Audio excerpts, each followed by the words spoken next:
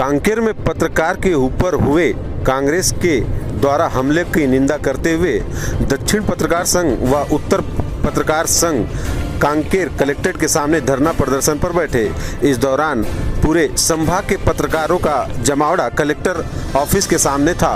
सभी की मांग थी कि कलेक्टर व एसपी के ऊपर कार्रवाई करे, अन्यथा आगामी दिनों पर हम सीएम हाउस का घेराव करेंगे।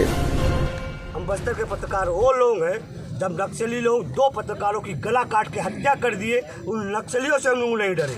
हम वो पत्रकार हैं जो पुलिस प्रशासन द्वारा पत्रकारों को अनेक कारणों से अनेक प्रकार से प्रताड़ित किया, हम उनसे नहीं डरे। तो ये जो गुंडई कर रहे हैं ना छोटे मोटे लोग, इनको बता दें कि गुंडई तुम देखे नहीं हो, और गुंडई करने की जो ताकत उनको बढ़ाना पड़ेगा। इस गुंडई से हम लोग डरने नहीं वाले, चाहे मुख्यमंत्री का समर्थन हो, चाहे किसी भी पार्टी का समर्थन हो, विधायक का समर्थन हो। दक्षिण बस्तर के पत्रकार, उत्तर बस्तर के पत्रकार और पूरे बस्तर के पत्रकार एक साथ है। तुम्हें देखना चाहते हैं तुम्हारे में गुंडई कितने। हम बैठे हैं यहाँ पे, मौजूद है, हिम्मत है तो जो करना है करके दिखा दे।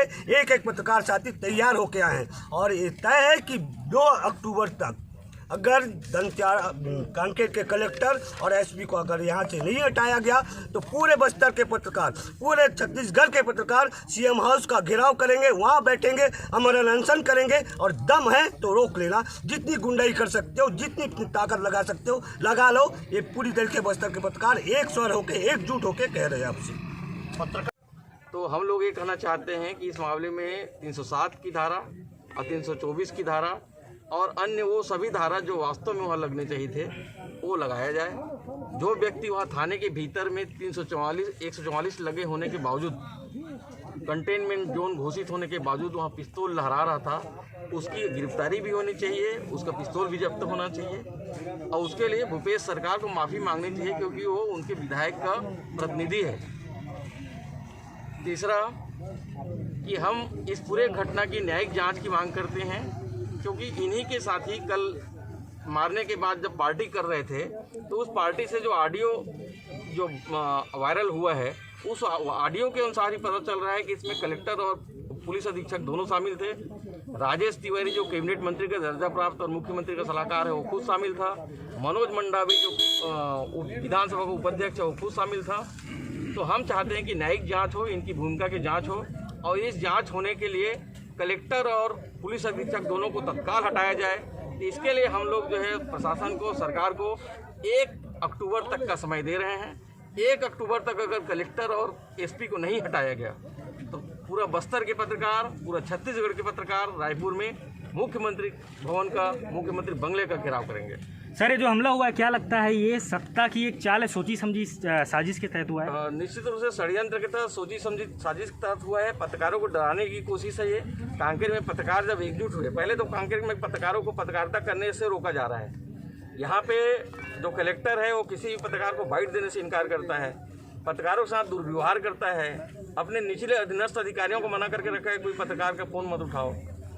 रोज़ रेत माफिया और तरह तरह के भ्रष्टाचार के प्रकरण हो रहे हैं, उसमें लोग बात करना चाहते हैं तो अधिकारी अपना फ़ोन बंद रखते हैं।